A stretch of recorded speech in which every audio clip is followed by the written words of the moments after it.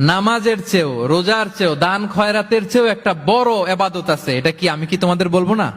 সাহাবারা তো অবাক, নামাজের চেয়েও বড় ইবাদত, রোজার চেয়েও বড়, দানের চেয়েও বড়। ক্বালু বালা ইয়া রাসূলুল্লাহ। সাহাবারা বললেন অবশ্যই হে নবী, হ্যাঁ আপনি বলেন সেটা কি? বিষ্ণু সাল্লাল্লাহু আলাইহি ওয়াসাল্লাম বললেন ইসলাহু যাতিল বাইন, বিবাদমান দুই গ্রুপকে মাঝখান দিয়ে যে মিলিয়ে দেয়া। নামাজের চেয়েও বড়, রোজার চেয়েও, সাদাকার চেয়েও বড়, মিলায় দেওয়া। আমরা মনে করি সেজদা দিতে দিতে কপালে দাগ ফেলে দিছি, এটাই তো বড় ইবাদত। এটা তো নিঃসন্দেহে বড় ইবাদত। আমরা মনে করি হজ করতে করতে শেষ করে ফেলতেছি, এটাই বড় ইবাদত। জিকির করতে করতে আমরা দিনরাত এক করে ফেলতেছি, এগুলো তো নিঃসন্দেহে ইবাদত। কিন্তু দুই ভাই বিবাদমান দুই গ্রুপের মধ্যে আপনি যদি মিলিয়ে দেন, এগুলো নফল রোজা, নফল দান, নফল সালাতের চেয়ে বেশি সওয়াবের কাজ। পড়েন সুবহানাল্লাহ।